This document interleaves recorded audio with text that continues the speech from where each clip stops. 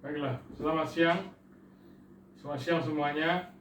Hari ini kita lanjutkan lagi kuliah kita tentang pendidikan kewarganegaraan. Masih dengan topik yang sama, yaitu hak asasi manusia dan rule of law. Baik, sekali lagi, mari kita kembali berdoa supaya wabah corona ini segera pergi dari bumi Indonesia yang tercinta ini. Amin. Baiklah, minggu lalu kita sudah membahas tentang bagaimana sejarah hak asasi manusia di dunia, ya, di lingkup internasional. Hari ini mungkin kita akan lebih berfokus bagaimana sejarah dan implementasi hak asasi manusia di Indonesia. Nah, Indonesia ini pada awal reformasi ya, yaitu pada awal Februari tahun 2003, sempat menjadi sorotan dunia internasional terkait kasus penegakan HAM.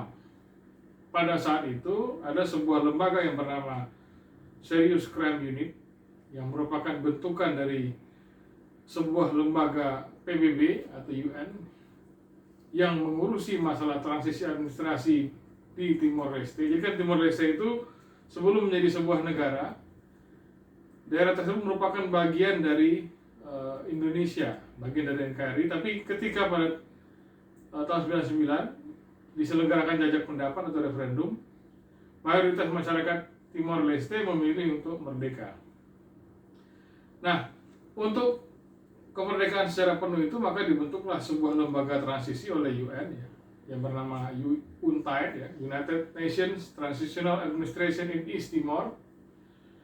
Nah, lembaga UNTAID ini kemudian yang ada lagi lembaga di bawahnya yang bernama Serious Crime Unit. Nah, lembaga SCU ini kemudian memberikan atau mengeluarkan perintah penangkapan terhadap Jenderal Purnawirawan Wiranto terkait kasus pelanggaran HAM di Timor Leste pasca referendum untuk kemerdekaan Timor Leste. Dan selain itu kita juga menjadi sorotan internasional karena berbagai kasus HAM seperti kasus pelanggaran HAM berat di Aceh, Ambon, Poso, Trisakti, Semanggi, dan lain-lain. Kita pada awal reformasi memang menjadi sorotan karena pada masa berkuasanya rezim Orde Baru banyak sekali terjadi kasus-kasus pelanggaran HAM oleh negara maupun oleh pihak-pihak lainnya.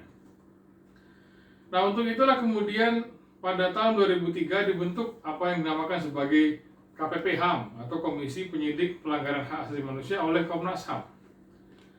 Tugasnya adalah untuk menyelidiki berbagai kasus pelanggaran HAM berat di masa lalu, ya, seperti kasus Tanjung Priok tahun 84, kasus Timor Timor, kerusuhan 27 Juli tahun 96, kasus Trisakti, Semanggi, dan lain-lain.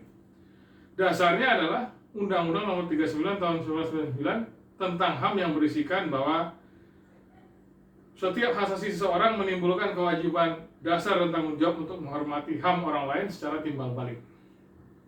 Dan yang kedua, dalam melaksanakan hak dan kebebasannya, semua orang harus tunduk pada pembatasan yang ditetapkan oleh undang-undang. Dan pada tahun 2000 telah lahir pula apa yang dinamakan sebagai Undang-Undang Nomor 26 tahun 2000 tentang Pengadilan Hak Asasi Manusia. Ini merupakan instrumen yang sangat penting untuk mengadili pelanggaran HAM. Nah, sebenarnya di Indonesia juga pasca reformasi ya, ada satu undang-undang penting yang telah kita sahkan ya, yaitu Undang-Undang Nomor 5 tahun 98 tentang pengesahan konvensi menentang penyiksaan dan perlakuan atau penghukuman orang lain yang kejam, tidak manusiawi, dan merendahkan martabat. Itu adalah Undang-Undang Nomor 5 tahun 98. Sebelumnya pada era Orde Baru juga sempat disahkan atau diratifikasi ya, beberapa ketentuan hukum internasional, yaitu Undang-Undang Nomor 8 tahun 84 tentang pengesahan konvensi terkait penghapusan segala bentuk diskriminasi terhadap perempuan.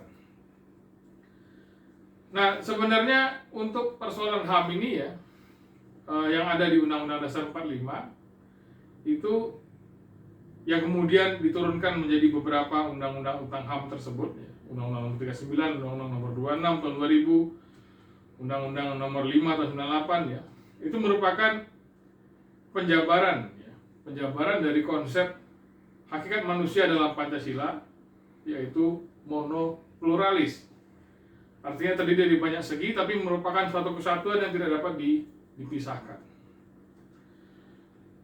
Dan selain itu, kalau kita lihat pada pembukaan Undang-Undang Dasar 45, kita bisa temukan pada kalimat awal ya, pembukaan UUD 45, semacam penghargaan kita terhadap kemerdekaan dan juga penghargaan terhadap peri kemanusiaan dan peri keadilan. Artinya kalau kita baca dengan lebih lengkap, bahwa sesungguhnya kemerdekaan itu ialah hak segala bangsa, dan oleh sebab itu maka penjajahan di atas dunia harus dihapuskan karena tidak sesuai dengan peri kemanusiaan dan peri keadilan. Ini merupakan pengakuan yuridis tentang kemerdekaan yang merupakan hak asasi manusia sebagaimana tercantum dalam Deklarasi Universal Hak Asasi Manusia pasal 1. Dan selain itu, kalau kita lihat di alinea ketiga, itu juga ada secara implisit pengakuan terhadap bahwa manusia merupakan makhluk Tuhan. Ya, di sana ada kalimat atas berkat rahmat Allah yang Maha Kuasa. Nah, artinya kita pembukaan Undang-Undang Dasar 45 mengakui bahwa manusia itu merupakan makhluk Tuhan. Dan untuk kebebasan beragama juga tercantum dalam pasal 29 ayat 2 UUD 45, yaitu negara menjamin kebebasan setiap warga negara untuk menjalankan ibadah sesuai dengan agama dan kepercayaan masing-masing. Ini sesuai dengan Deklarasi Universal tentang HAM pasal 18. Dan pada alinea keempat, ya, juga ada pengakuan bahwa negara Indonesia menjamin dan melindungi hak-hak asasi warganya yang berkaitan dengan kesejahteraan hidup dari segi jasmani dan rohani. Dan kita juga ada satu pasal khusus dalam batang tubuh Undang-Undang Dasar 45, yaitu pasal 28 tentang hak asasi manusia. Bisa dibaca nanti bagaimana poin-poin penting yang tercantum dalam pasal 28 tersebut. Ada banyak sekali spesifikasinya, ya, bagaimana negara Indonesia mengakui dan menjamin hak asasi manusia dari seluruh warga negara Indonesia. Ya, nanti bisa dibaca ya, ada pasal 28 dari pasal 28A ya, yaitu setiap orang berhak untuk hidup serta berhak mempertahankan hidup dan kehidupannya. Pasal 28B, setiap orang berhak untuk membentuk keluarga dan melanjutkan keturunan melalui perkawinan yang sah. Pasal 28C, hak asasi warga negara untuk mengembangkan diri melalui pemenuhan kebutuhan dasarnya, berhak mendapat pendidikan dan memperoleh manfaat dari iptek dan seni budaya.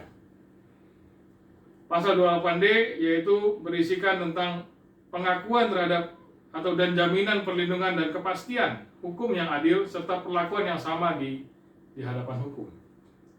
Pasal 28E, setiap orang berhak memeluk agama dan beribadah menurut agamanya. Ini mungkin hampir mirip dengan pasal 29 ayat 2, tapi mungkin ini lebih berfokus pada esensinya sebagai hak asasi manusia.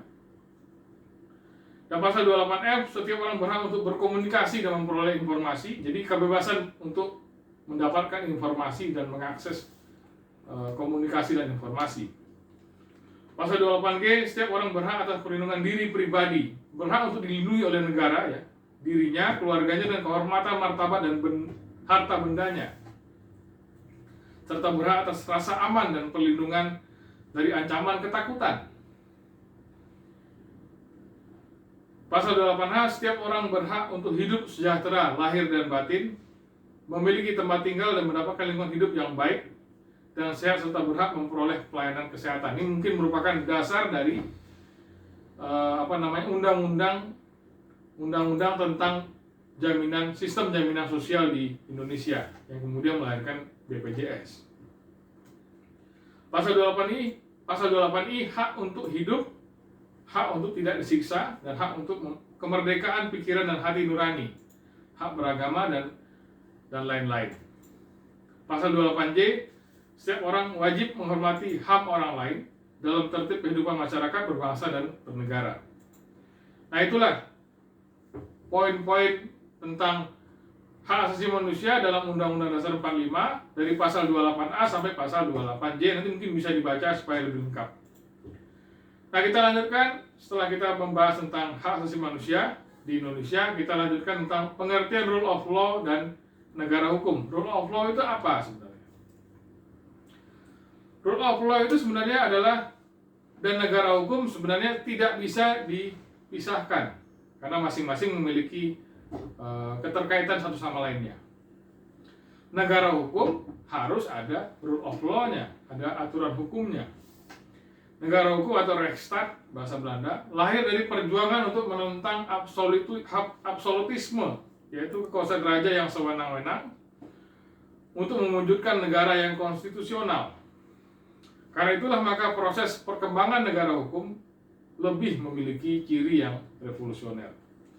Sementara rule of law adalah penerapan dari tuntutan utama gerakan masyarakat yang menginginkan pembatasan dan pengaturan terhadap kekuasaan raja atau penyelenggara negara oleh sebuah peraturan perundang-undangan. Karena itulah maka rule of law sifatnya bukan revolusioner tapi revolusioner. Jadi negara hukum sifatnya revolusioner, rule of law evolusioner. Sebenarnya keduanya saling mengisi antara negara hukum dan rule of law. Keduanya saling melengkapi. Karena rule of law merupakan kekuasaan publik yang diatur secara legal. Dan setiap organisasi masyarakat termasuk negara harus berdasarkan pada rule of law.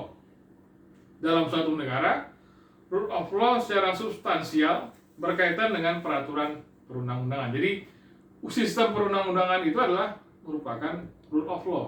Bagaimana undang-undang dalam suatu negara, baik dari mulai konstitusi sampai undang-undang di bawahnya, apakah ada jaminan terhadap hak-hak dari warga negara di sana, dan apakah ada pembatasan terhadap kekuasaan negara dan penyelenggara negara dalam sistem hukum dan perundang-undangan. Kalau ada, berarti itu sudah masuk kategori rule of law. Dan berikutnya ada 4 unsur pokok negara hukum menurut Friedrich Gestalt. Yang pertama adalah hak-hak manusia. Yang kedua, pemisahan atau pembagian kekuasaan untuk menjamin hak-hak itu. Yang ketiga, pemerintahan berdasarkan peraturan-peraturan. Yang keempat, peradilan administrasi untuk menyelesaikan perselisihan. Itulah 4 unsur pokok negara hukum menurut Friedrich Gestalt.